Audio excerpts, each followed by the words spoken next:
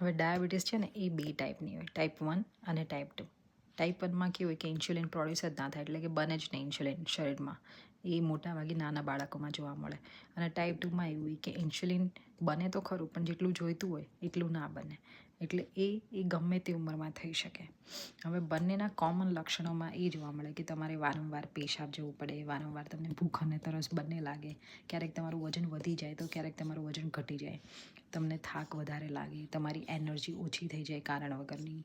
હવે તમને કંઈક વાગ્યું હોય કે સર્જરી કરાવી હોય, એ કઈ ટાઈપનો ઘાવ થયો હોય તમારા શરીરમાં, એ કોઈ રીતે રૂજાય નહીં. એટલે કંઈ બી કરો એમને રૂજાતા વાર લાગે કમ્પેર ટુ ધી અધર્સ. હવે આંખમાં તમને ઝાંખું દેખાય, એટલે બ્લર દેખાવા મળે. આ બધા લક્ષણો છે ને એ ડાયાબિટીસના છે, અને આ બંને ડાયાબિટીસમાં આ કોમન લક્ષણો છે. ને ટાઈપ 1 તમારે બહારથી ઇન્જેક્શન જ લેવા પડે, એ મેડિકેશન કે કોઈ ટેબ્લેટથી સારું ન થઈ શકે ટાઈપ 1માં. પણ ટાઈપ 2માં તમે બહારથી કોઈ બી દવાઓ લઈને, એટલે કે ટેબ્લેટ લઈને એને મેનેજ કરી શકો, જો એ મેનેજ થઈ શકે એમ હોય તો. પણ બહુ જો ક્રોનિક ડાયાબિટીસ હોય, જેમનું શુગર વધારે જ હાઈ રહેતું હોય, એમને ઇન્સ્યુલિન લેવું જ પડે બહારથી, અને એ બી ઇન્જેક્શન જ લેવા પડે.